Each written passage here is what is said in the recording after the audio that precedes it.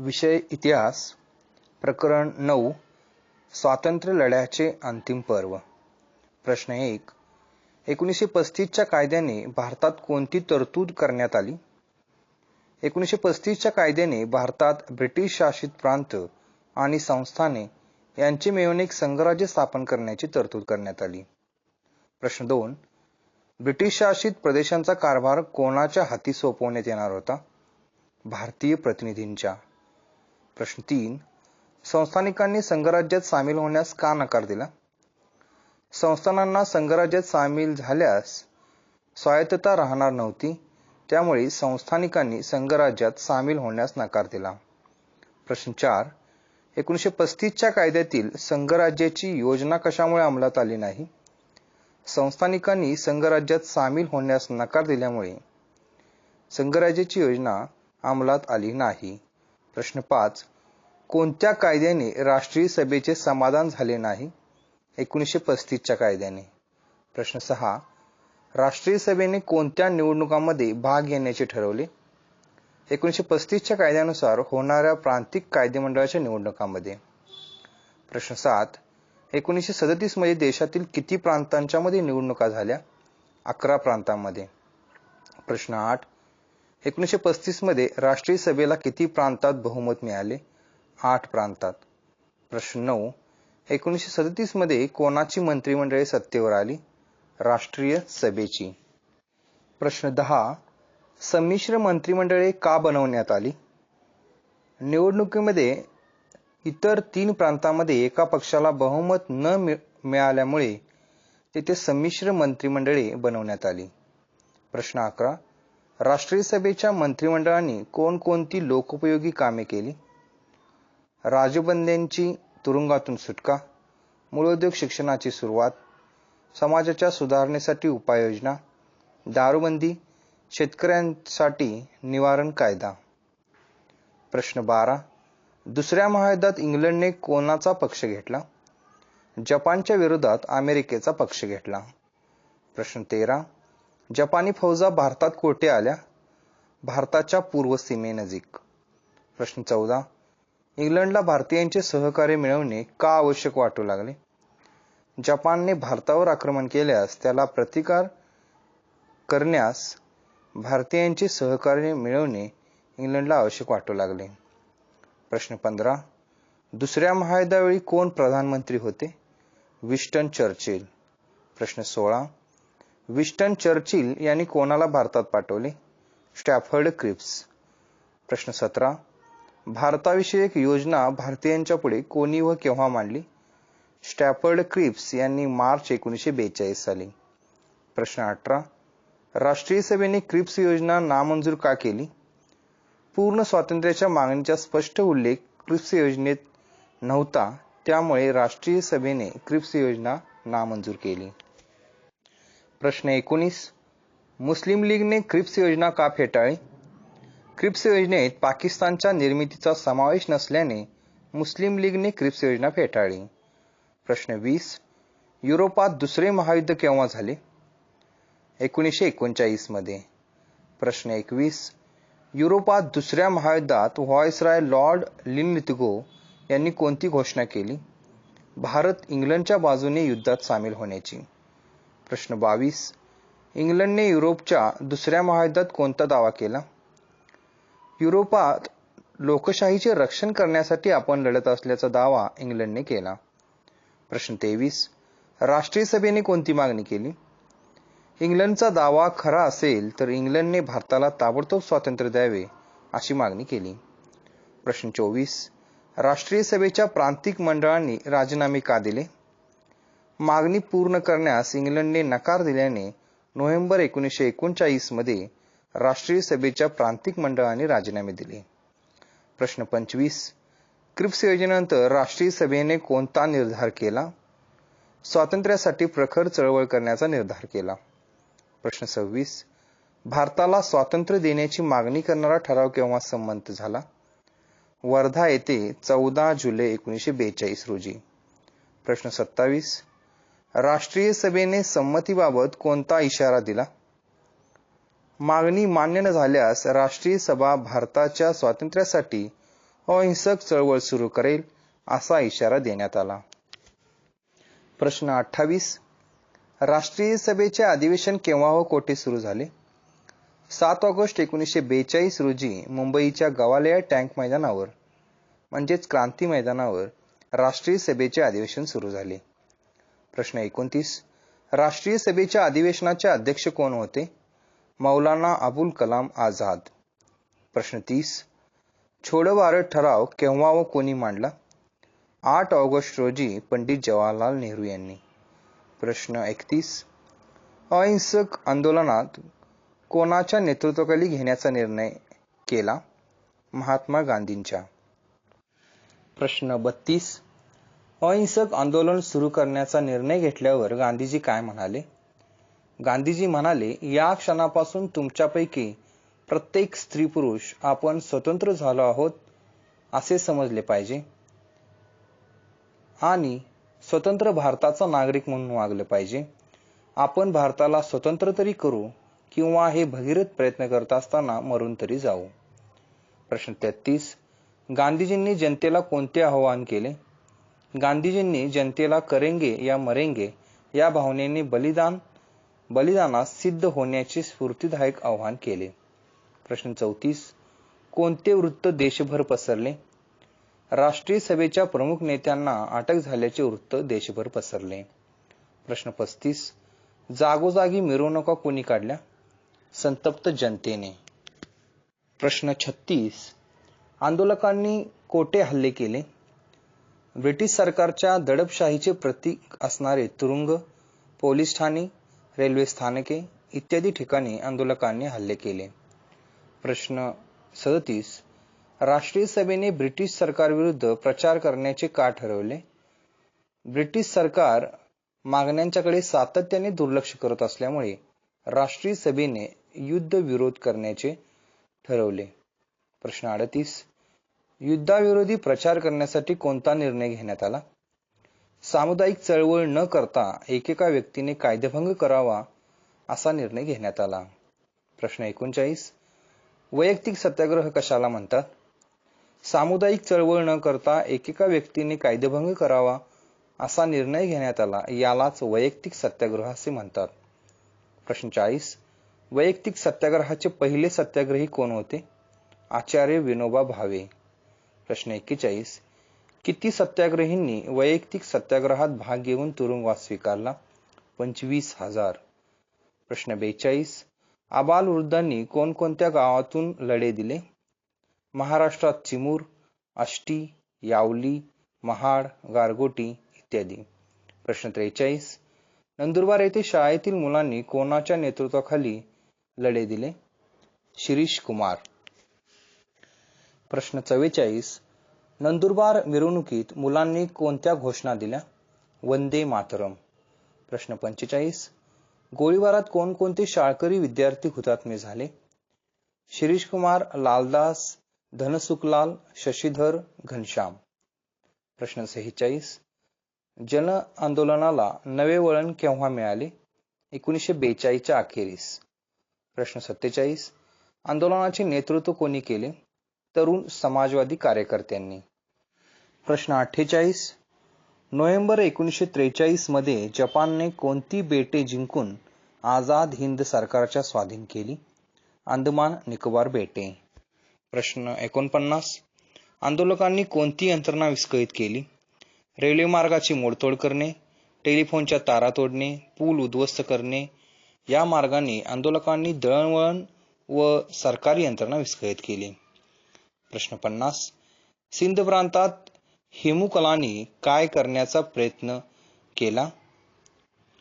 सिंध प्रांतात हेमुकलांनी यांनी हत्यारबंद ब्रिटिश सेना घेऊन जाणाऱ्या रेल्वे येत असल्याचे वृत्त कळताच आपल्या साथीदारांसह रेल्वे मार्ग उद्ध्वस्त करण्याचा प्रयत्न केला. प्रश्न 51. भाई कोतवाल यांचा कोणता गट होता? आझाद दस्ता. प्रश्न 52. लाल सेना हा गट कोणाचा होता? जनरल आवारी. प्रश्न 53. कोणत्या गटांनी सरकारला सोळकी पळू करून सोडले? आझाद दस्ता आणि लाल सेना. प्रश्न 54. गुप्त प्रक्षेपण केंद्र कोणी स्थापन केले? मुंबईला विठ्ठल झवेरी, उषा मेहता व त्यांच्या साथीदारांनी. प्रश्न 55. आझाद रेडिओ कशाला म्हणत? मुंबईला गुप्त प्रक्षेपण केंद्र स्थापन केले त्याला आझाद रेडिओ म्हणतात. प्रश्न 56. कशामुळे आंदोलन चालवण्यास जनतेला प्रोत्साहन मिळाले? आझाद रेडिओवर राष्ट्रीय भक्तीची गीते गायली जात, देशातील आंदोलनाच्या बातम्या प्रसारित केल्या जात, देशभक्तीपर भाषणे प्रक्षेपित केली जात यामुळे. प्रश्न 57. प्रक्षेपण केंद्रे कोठे कोठे चालली? कोलकाता, दिल्ली, पुणे येथे. प्रश्न 58. प्रतिसरकार कशाला म्हणतात? देशाच्या काही भागात ब्रिटिश अधिकाऱ्यांची हकालपट्टी करून तेथे लोकाभिमुख सरकार स्थापन केले, यालाच प्रतिसरकार म्हणतात.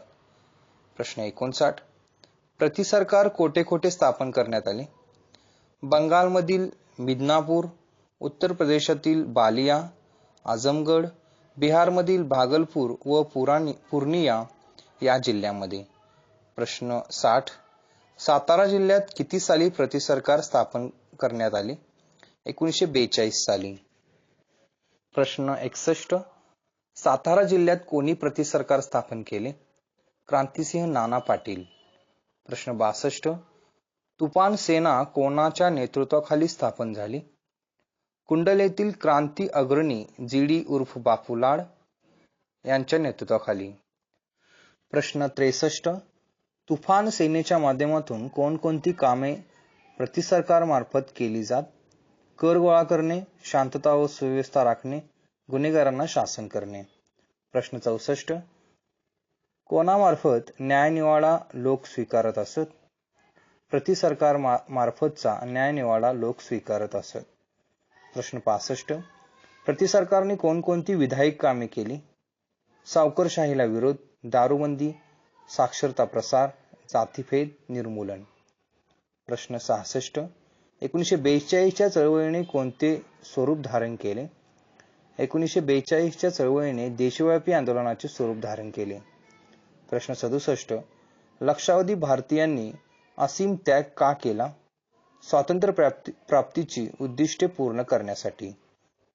प्रश्न 68. आंदोलकांचा उत्साह कोणी वाढवला? साने गुरुजी, राष्ट्रसंत तुकडोजी महाराज इत्यादींच्या राष्ट्रभक्तीपर गीतांनी. प्रश्न 69. 1942च्या क्रांतीला टिंबटिंब क्रांती असेही म्हटले जाते. ऑगस्ट क्रांती. प्रश्न 70. भारताच्या स्वातंत्र्य प्राप्तीसाठी अभूतपूर्व प्रयत्न कोणी केले? नेताजी सुभाषचंद्र बोस. प्रश्न 71. आझाद हिंद सेनेचे नेते कोण होते? नेताजी सुभाषचंद्र बोस.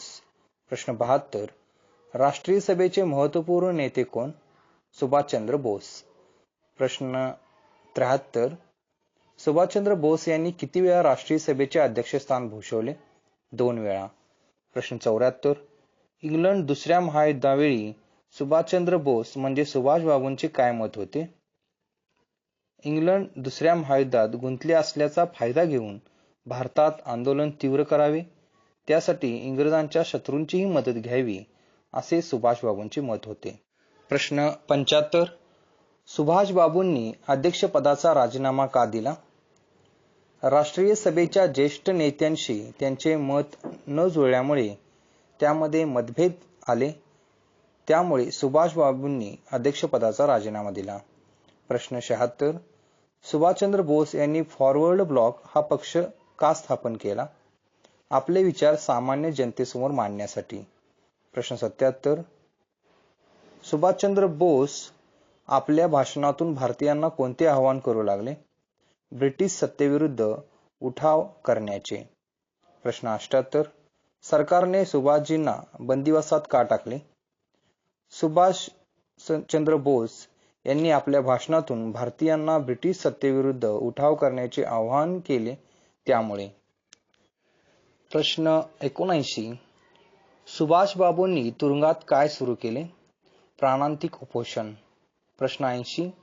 शासनाने सुभाषबाबूंना नजरकैदेत का ठेवले? सुभाषबाबूंनी तुरुंगात प्राणांतिक उपोषण सुरू केल्यामुळे. प्रश्न 81. सुभाषबाबूंनी नजरकैदेतून सुटका कशी केली? वेषांतर करून. प्रश्न 82. सुभाषबाबू जर्मनीला केव्हा पोहोचले? 1941च्या एप्रिलमध्ये. प्रश्न 83. फ्री इंडिया सेंटर कोणी व कोठे स्थापन केले? सुभाषबाबूंनी जर्मनीमध्ये स्थापन केले. प्रश्न 84. सुभाषबाबूंनी जर्मनीत कोणते आवाहन केले? भारताच्या स्वातंत्र्यासाठी जनतेने सशस्त्र लढ्यामध्ये भाग घ्यावा असे आवाहन केले. प्रश्न 85.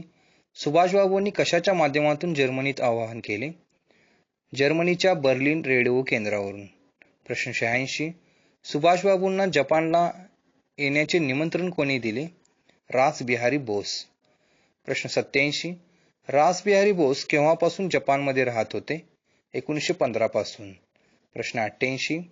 रासबिहारी बोस यांनी कोणती संघटना स्थापन केली? Indian independence league. प्रश्न 89. रासबिहारी बोस यांनी इंडियन इंडिपेंडन्स लीगची स्थापना करण्यासाठी कोणाकोणाला संघटित केले? आग्नेय आशियातील देशप्रेमी भारतीयांना. प्रश्न 90. जपानने आग्नेय आशियातील ब्रिटिशांच्या ताब्यातील प्रदेश केव्हा जिंकला? 1942च्या पूर्वार्धात. प्रश्न 91. आझाद हिंद सेना असे नाव कोणाला दिले? युद्धबंदी झाल्याने भारतीय सैनिकांची एक फलटण मोहन सिंग यांच्या मदतीने रासबिहारी बोस यांनी तयार केली. तिला आझाद हिंद सेना असे नाव दिले. प्रश्न 92. आझाद हिंद सेनेचे नेतृत्व पुढे कोणी केले? सुभाषचंद्र बोस यांनी. प्रश्न 93. आझाद हिंद सरकार कोणी स्थापन केले? नेताजींनी. प्रश्न 94. आझाद हिंद सरकार केव्हा व कोठे स्थापन झाले? 1943च्या ऑक्टोबरमध्ये सिंगापूर येथे. प्रश्न 95. नेताजींचे प्रमुख सहकारी कोण होते? शहनवाज खान, जगन्नाथ भोसले, डॉ. लक्ष्मी स्वामीनाथन, गुरुबख्शसिंग धिल्ला, प्रेमकुमार सहगल इत्यादी. प्रश्न 96. झाशीची राणी महिला पथकाच्या प्रमुख कोण होत्या? कॅप्टन लक्ष्मी स्वामीनाथन. प्रश्न 97. नेताजी सुभाषचंद्र बोस यांनी भारतीय जनतेला कसे आवाहन केले? तुम मुझे खून दो, मैं तुम्हें आझादी दूंगा. प्रश्न 98. जपानने अंदमान व निकोबार बेटे केव्हा जिंकून घेतली? नोव्हेंबर 1943 मध्ये. प्रश्न 99. जपानने अंदमान व निकोबार बेटे कोणाच्या स्वाधीन केली? आझाद हिंद सरकारच्या. प्रश्न 100. नेताजींनी अंदमान व निकोबारला काय नावे दिली? शहीद व स्वराज्य. प्रश्न 101. 1944 मध्ये आझाद हिंद सेनेने कोणता प्रदेश मिळवला? म्यानमारमधील आराकानचा प्रदेश. प्रश्न 102. इम्फालची मोहीम अर्धवट का राहिली? आझाद हिंद सेनेला जपानकडून मिळणारी मदत बंद झाल्याने इम्फालची मोहीम अर्धवट राहिली. प्रश्न 103. सुभाषचंद्र बोस यांचे निधन केव्हा झाले? विमान अपघातामध्ये 18 ऑगस्ट 1945 रोजी. प्रश्न 104. आझाद हिंद सेनेवर ब्रिटिश सरकारने कोणता आरोप ठेवला? राजद्रोहाचा. प्रश्न 105. आझाद हिंद सेनेच्या बचावाचे काम कोणी केले? पंडित जवाहरलाल नेहरू, भुलाबाई देसाई, तेज बहादूर सप्रू या निष्णात कायदेपंडितांनी. प्रश्न 106. भारतीय जनतेत ब्रिटिश शासनाविरुद्ध प्रखर असंतोष का निर्माण झाला? काही निष्णात कायदेपंडितांनी आझाद हिंद सेनेच्या बचावाचे काम केले, मात्र लष्करी न्यायालयाने या अधिकाऱ्यांना दोषी ठरवून जन्मठेपेची शिक्षा ठोठावली. त्यामुळे भारतीय जनतेत ब्रिटिश शासनाविरुद्ध असंतोष निर्माण झाला. प्रश्न 107. आझाद हिंद सेनेच्या प्रेरणेतून कोणामध्ये ब्रिटिश सरकारविरुद्ध असंतोष निर्माण झाला? नौसैनिकांच्या मध्ये व वायुसैनिकांच्या मध्ये. प्रश्न 108. नौसैनिकांमधील व वायुसैनिकांमधील असंतोषाचा उद्रेक केव्हा झाला? 18 फेब्रुवारी 1946 रोजी मुंबई येथील तलवार या ब्रिटिश युद्धनौकेवर झाला. प्रश्न 109. नौसैनिकांना पाठिंबा कोणी दिला? मुंबईतील कामगार आणि सामान्य लोकांनी. प्रश्न 110. कोणाच्या मध्यस्थीने नौसैनिकांनी शस्त्रे खाली ठेवली? सरदार वल्लभभाई पटेल. प्रश्न 111. मुंबईतील नौसैनिकांच्या उठावाला पाठिंबा देण्यासाठी कोणी संप पुकारला? दिल्ली, लाहोर, कराची, अंबाला, मेरठ इत्यादी ठिकाणच्या हवाई दलातील अधिकाऱ्यांनी संप पुकारला. प्रश्न 112. कोणत्या काळात ब्रिटिश सत्तेचा पाया खिळखिळा झाला? 1942 ते 1946 साली. प्रश्न 113. छोडो भारत आंदोलनातून काय व्यक्त झाला? भारतीय जनतेचा प्रखर ब्रिटिश विरोध. प्रश्न 114. ब्रिटिश सत्तेचे आधारस्तंभ कोण होते? लष्कर, नौदल व विमानदल. प्रश्न 115. ब्रिटिश राज्यकर्त्यांना कशाची जाणीव झाली? भारतातील आपली सत्ता फार काळ टिकवता येणार नाही याची जाणीव ब्रिटिश राज्यकर्त्यांना झाली.